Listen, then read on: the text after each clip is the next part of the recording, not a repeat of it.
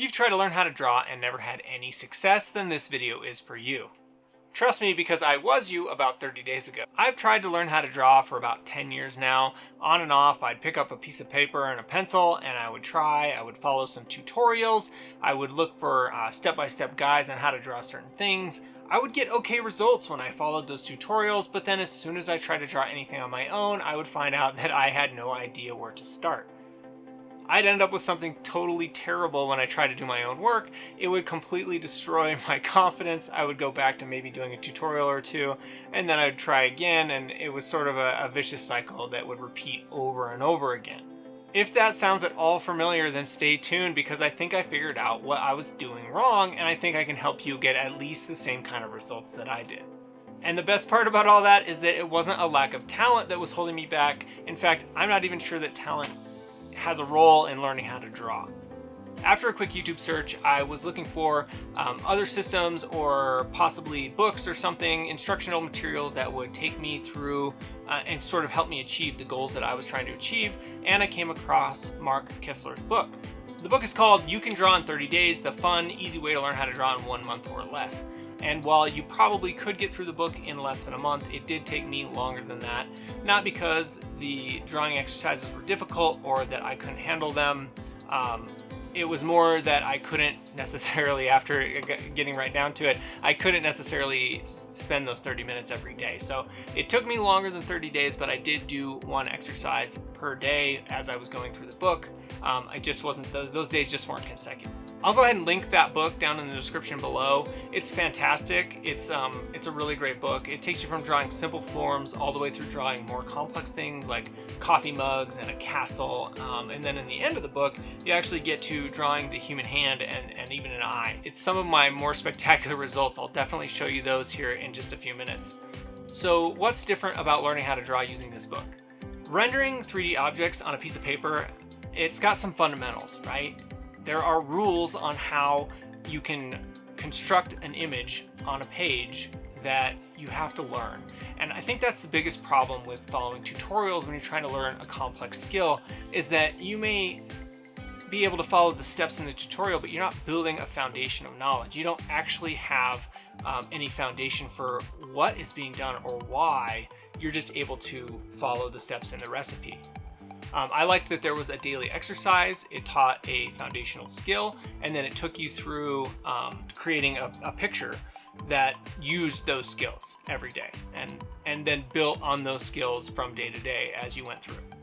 So Mark starts off at the beginning with the basics. You start with basic forms. You know, all drawings, all objects in 3D are created from basic shapes, and we have to learn how to render and create those shapes on a piece of paper before we can create, you know, any kind of artwork that we might want to create, or any kind of, you know, recreate any kind of image. So after you learn how to create simple forms, you practice shading, lighting, the effects of shading and lighting on the forms that we're creating, and then slowly you increase the complexity to where you can create far more complex objects. The book then goes through drawing in perspective, 2-point perspective, 3-point perspective, and 1-point perspective. And then from there you go on to even more complicated forms, like I said before, the hand and the eye. Now, this book isn't perfect, and I will tell you, the one place I struggled was near the end of the book. When you get to the more complex drawings, it seems like you take a big leap. And I'm talking, it's a 30-day book with 30 days of exercises. There was probably 3 or 4 that I thought, boy, that's a big leap from the previous exercise into this one.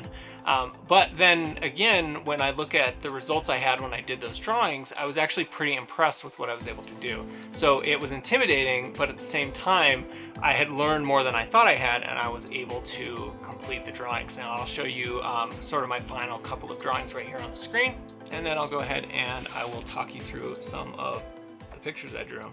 These are like some cardboard boxes that we drew. From there, you went and did like a treasure chest.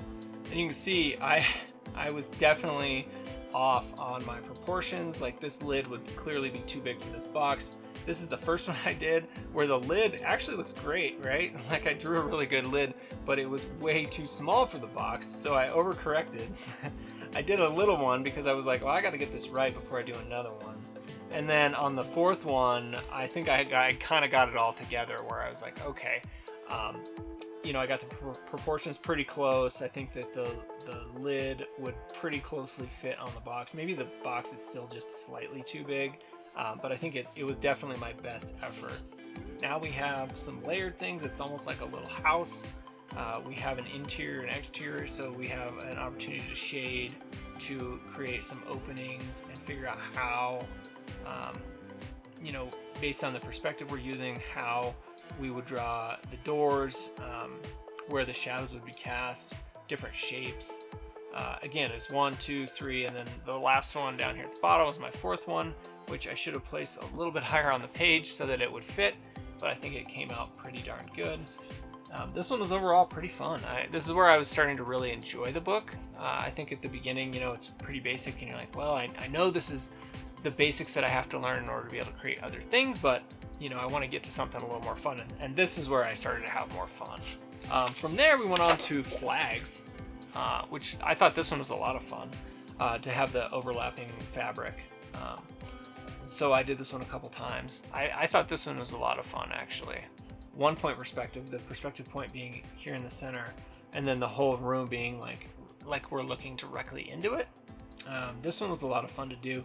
Much easier than I thought it would be, mostly because it's a very analytical skill being able to draw like this. This is mostly ruler work, except for maybe the lights. The rest of it was done with a ruler. Then I did the city in perspective, 2 point perspective, which you can see just a bunch of skyscrapers kind of together, and you're practicing here, you know, putting them further forward, further back, you know, seeing how the perspective changed. You can see the angles on the roofs changed. The higher up they were, the more dramatic the angle. The eye actually got to where I was like, okay, well, this is going to be too hard. I'm not going to be good at this one. But then I started and I was like, wow, I'm actually really kind of impressed with how these turned out.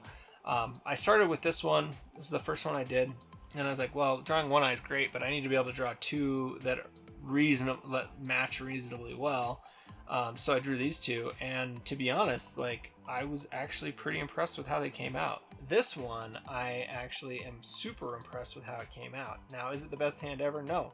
But is it the best hand I've ever drawn? Yes. Yes, it is.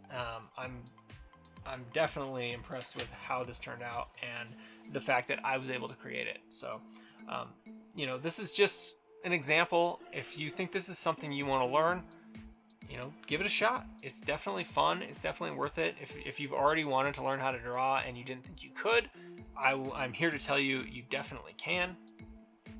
Usually on this channel, I focus on things like how to make money with your artwork. I've been doing graphic design for quite a while, but I've never created my own graphics to use in my designs. I've always grabbed designs from other places. I purchased them, or I used free stock images, things like that. But I feel like my designs have really been held back by me not being able to create, you know, the kind of vision that I have in my head. I haven't been able to create that on my own. So I think learning how to draw is really going to take my designing to the next level. All right, so yeah, am I the best artist in the world after going through one book for 30 days? No, absolutely not. But is it impressive for me? Is it the furthest I've ever gotten with artwork, having tried to learn it on my own? Absolutely. This is the best I've ever done. I've been the happiest with the results, and I think that it shows in the images that I've been able to create. I am going to take it further, and if you have any ideas for books I should follow up with, or other things you think are worth my time to learn, do please give me a comment down in the description. Let me know what you think I should be working on next. But I'm impressed. I think it was totally worth it, and I'll see you guys in the next video.